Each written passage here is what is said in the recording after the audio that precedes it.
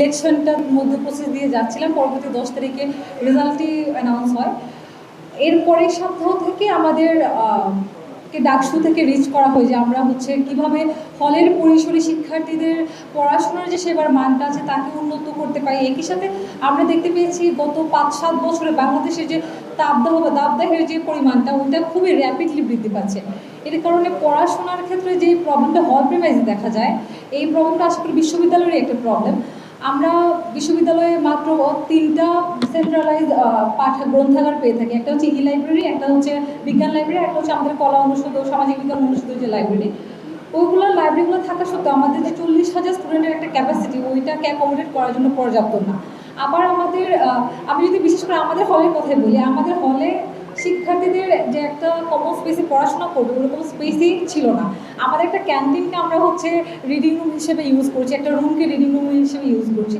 তা সত্ত্বেও এখানে বড় প্রবলেম যেটা হয়, যে এখানে ছিলাম যে দাবদাহের প্রেক্ষিতে আমাদের পড়াশোনাগুলো চালিয়ে যাওয়া অনেক বেশি কঠিন হচ্ছিল। ওই জায়গা থেকে আমাদের উম্মে সালমার কিছু প্রমিস ছিল আমাদের এই যে প্যানেলটা নির্বাচিত হয়েছে তাদের এই প্রমিস থেকে তারা হচ্ছে আমাদের রিডিং রুমগুলোতে এসি দেওয়ার যে উদ্যোগটা নিয়েছে এটা অবশ্যই প্রশংসনীয়।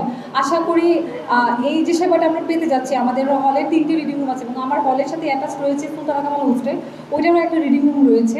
পুরো সেবার যে পেতে যাচ্ছি এটা শিক্ষার্থীদের জন্য পড়াশোনার ক্ষেত্রে অনেক বেশি পজিটিভ হবে। এই আমরা মার্চ মাস থেকে মানে প্রায় সেপ্টেম্বর মাস পর্যন্ত যে সামারটা এক্সপিরিয়েন্স করে থাকি আমাদের এই বিশ্বপ্রধান দেশে এইখানটাতে। এবং আমি আমাদের যে এসসির প্রজেক্ট যাদের মধ্য থেকে আসতেছে ডাকসুর হয়ে যারা দাতা ছিলেন তাদেরকেও ধন্যবাদ জ্ঞাপন করছি আমাদের শিক্ষার্থীদের কথা চিন্তা করার জন্য। এবং পুরো প্রসেস জুড়ে আমরা ছোটোখাটো বিভিন্ন প্রাতিষ্ঠানিক জটিলতা ফেস করেছি, যেটা ম্যামের বেশি জানা দরকার আমার মনে হচ্ছে। কাজটা শুরু হয়েছিল সেপ্টেম্বর মাসে ম্যাম, কিন্তু আজকে আমরা এপ্রিল মাসের শেষ প্রান্তে দাঁড়িয়ে আছি, শেষ 10 দিনে।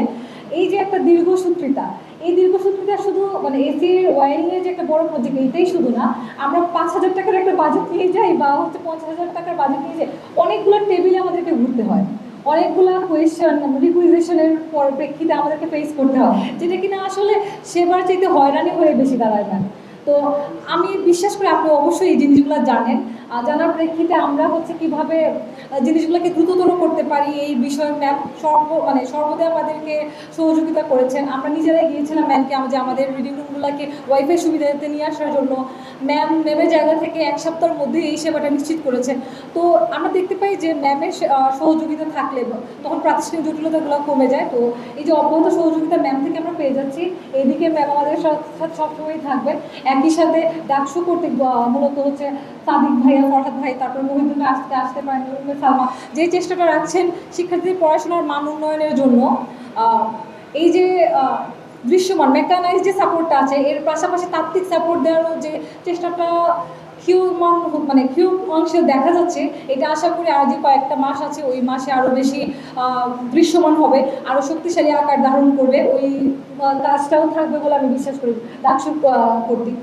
এইটুকু বলা ছিল। ধন্যবাদ সবাইকে। একই সাথে আমাদের প্রেসের ভাইয়া যারা আছেন আপনাদেরকে সবাইকে ধন্যবাদ এখানে আসার জন্য।